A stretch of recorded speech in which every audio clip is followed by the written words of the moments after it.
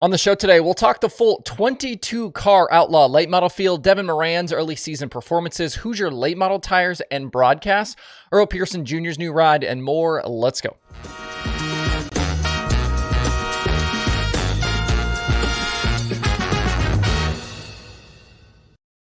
It's Sunday, January 21st. I'm Justin Fiedler. This is Dirt Tracker Daily.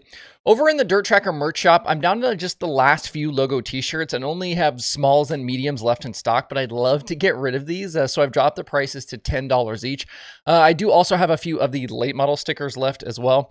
I've been asked when we'll have new things in the merch shop, and as soon as we clear some of this other stuff out, we can start working on some new items to put in stock. I'll grab a shirt on sale now over at shop.dirtracker.com. It's nice to get up on a Sunday and have a few different races to talk about as we start kind of getting into the 2024 season here for real. Down at Volusia, the World of Outlaws Late Model Series got rolling with their first two shows. The Thursday program was rained out, and on a big, fast racetrack like Volusia, that doesn't usually bode well for the rest of the weekend. I figured we'd have juiced up, follow the leader racing, but come the feature on both nights, that's really not what we got. The track was still really fast, but it did widen out and allow for a ton of passing. Friday, we had 4 different leaders and the hard charger go plus 14, and Saturday, we had 4 lead changes among 2 drivers, and the biggest mover go 23rd to 4th. The saying for me has always been, don't tell me there's no passing in sprint car racing, but it felt like that applied to the late models at Volusia this weekend. Really good racing, and a hat tip to the Volusia track crew for a great race surface. Friday night, Ethan Dodson, Bobby Pierce, and Ricky Thornton Jr. all led laps early, but it was 5th starting Devin Moran taking the victory. He started 5th, took the lead on lap 26, then drove on to the win. Brendan Shepard went 16th to 2nd, and RTJ was 3rd. Earlier in the night, Pierce actually set the track record at 15.100. He ended up 4th in the opener, and I think had RTJ not run out of tear-offs in that feature, he may have actually won the race. It's a little easier to run well when you can actually see out of the front here race car.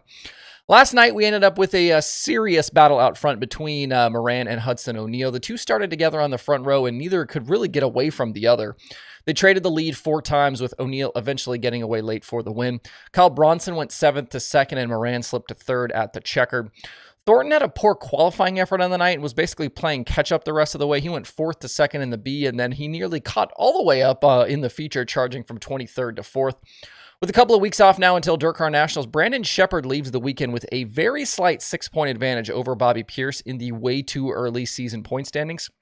If you go look at the standings, remember that full-timers get a couple of 100 points as a bonus for signing on. That's why Moran is currently 23rd, even though he had a win and a 3rd on the weekend. The standings, though, show us there are more than a few more drivers who signed on than that we really weren't aware of here. We'd already talked about 19 full-timers with the Outlaws with the addition of Daniel Hilsebeck, but 22 drivers show as full-timers. That includes Ethan Dodson, Jimmy Owens, and David Brazil. So all 3 of those have signed agreements, platinum agreements with the World of Outlaws. One driver not included who we thought was is Tanner English. He was listed on the Dirt on Dirt Outlaw preview, and his schedule is pretty ambiguous on his website through the spring. But clearly by this evidence, he didn't sign. So 22 Outlaws leaving this opening weekend. The Outlaw late model portion of DCN starts February 15th. Next up for the National Touring late model competitors is Golden Isles and the Lucas Opener. They've got practice this Wednesday, with racing then starting on Thursday. Back to Devin Moran, it's not surprising to see him have success down south early in the year. It seems to be kind of a recurring theme for him. He swept this Outlaw weekend a year ago. We've seen him run well during Florida-Georgia Speed Weeks before, and he heads to Golden Isles now with that win and the 3rd. The question, though, will be, can he maintain the pace once they leave Florida and Georgia? It's something they'll need to do better if they want to contend again for the Lucas title. In 2023, it took this team some time to kind of find their footing. Remember, this was a new combination for last year. But here's why I'm hopeful for this year. In August of 2023, they really seemed to hit on something, and 17 straight top 9 finishes to end the season nearly won them the Lucas Championship.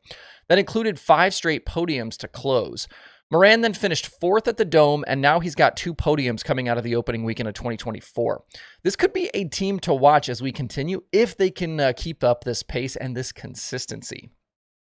One other note from the weekend, I saw Matt Weaver tweet about Dirt Late Models having tire options with the current setup of the unified National Dirt Late Model tire from Hoosier. Teams at the moment have four right rear options, but really three kind of get used most often by the rules, and that is the NLMT 2, 3, and 4. There is a 1, like I said as well, but it's not included in the current rulebook, and I don't think it gets used as often. Hoosier's documentation says the NLMT2 is, quote, lower traction, but a very durable, repeatable compound. The 3 is tough, repeatable compound that stands up to abrasion well, and the 4 is similar to old standard 1600 rubber, likes black, slick, slow conditions. Basically, the 4 is the hardest and the 1 is the softest, if you want to think about that range.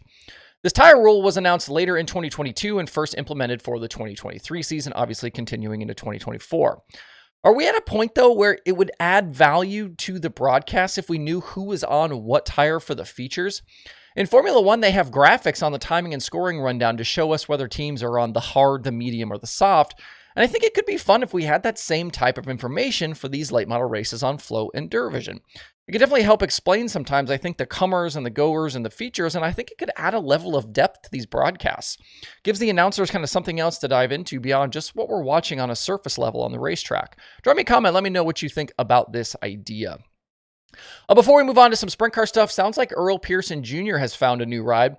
According to a Facebook post from Friday, EPJ will team up with Iowa's Jason Rowan to run the full Lucas schedule. This deal has only come together in just the past week or two here, so the team will have a lot of work to do before heading to Brunswick this weekend. Rowan is a racer himself, having made scattered national touring starts the last few seasons. He was 23rd with Lucas at 300 Raceway last May, and he appeared with the Outlaws during their big Davenport weekend in August. EPJ is coming off a tough Lucas season where he ended up 10th in the final standings and had just 3 top 5s on the season. He lost his ride after the year ended, parting ways with Jason Papich, and you wondered if maybe this was the end for his national touring career. In the Facebook post, it was even revealed that EPJ mulled retirement, but has instead decided to return. The team will field Longhorns, and EPJ has brought along his sponsors, including Lucas Oil. We'll see if the 51-year-old driver can get things rolling in the right direction again when the season starts this week. Down in Australia early this morning, we had the finale for the Grand Annual Sprint Car Classic. Warrnambool was tricky. Several drivers were caught out by the treacherous cushion. That included early leader and pole sitter Sheldon Haudenschild. He was into the wall 10 laps in after tripping on that cushion, and the crash ended up taking out front-running James McFadden as well. That handed the lead to Aaron Reitzel on the restart, and he was never challenged again out front. Reitzel's classic victory was the first for an American in the event since Kyle Hurst took the win in 2015. Brock Hallett, Lachlan McHugh rounded out the night's podium. Other Americans who had issues in that feature included Chase Randall, who blew a right rear while running second. Brock Zierfoss had a big crash driving a Roth Motorsports tribute car, and Corey Eliason bowed out early driving the Monty Motorsports machine. At the fuel stop, it looked like both Rico Abreu and Carson Macedo had to swap out Jacob's ladders after they had wall contact as well. Macedo ended up 8th, Rico was 11th, and Justin Peck finished the night in 13th. Later this week, Volusia will host the 360 USCS Sprint Cars, and then the first real big 410 action will be at Volusia starting February 7th. Most of the American drivers that were down under will be headed back now to the States following the Classic. That's it for the show today. Hope you guys have a great rest of your Sunday out there. We'll see everybody right back here tomorrow.